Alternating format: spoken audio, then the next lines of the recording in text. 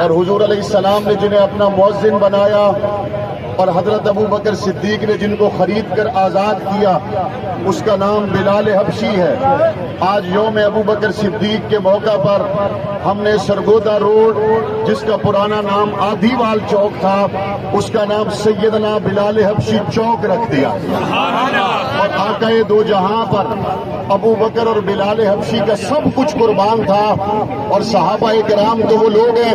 جن کو صحبت مصطفیٰ کی وجہ سے عزت ملی تھی۔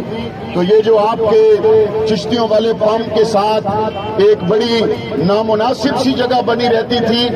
الحمدللہ ہم نے اس کو ختم نبوت کے نام سے منسوب کر دیا ہے، اور یہ جنگ کا سب سے خوبصورت ترین چوک بنے گا انشاءاللہ۔ ہم جس راستے سے سفر کر کے آ رہے ہیں، میرے ساتھ اہل سنت والجماعت سنی علماء کونسل کے صدر حافظ محمد خالد صاحب، سیکرٹری جنرل قاری محمد رفیق صاحب اور دیگر ہمارے احباب موجود ہیں۔ آپ تمام کو پتہ ہے پچھلے سال 22 جمادی الثانی کے موقع پر جب آپ تشریف لائے تو یہ روڈ اس وقت بن رہا تھا اور آپ کو درمیان کے راستے سے جلوس کو گزار کر جانا پڑا تھا۔ میں نے پچھلے سال 22 جمادی الثانی سیدنا ابو بکر صدیق رضی اللہ تعالیٰ عنہ کے اس کارواں میں چلتے ہوئے اللہ تعالیٰ سے یہ وعدہ کیا تھا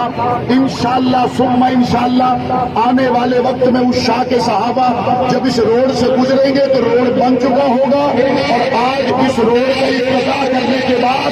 اس روڈ سے سب سے پہلے جو لوگ گزر رہے ہیں وہ غلامان ابو بکر صدیق۔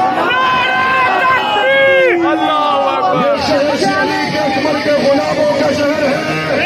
یہ شہر فاروق اعظم کے غلاموں کا شہر ہے۔ انشاءاللہ وقت آنے پر انہی شاہراہوں سے گزر کر آپ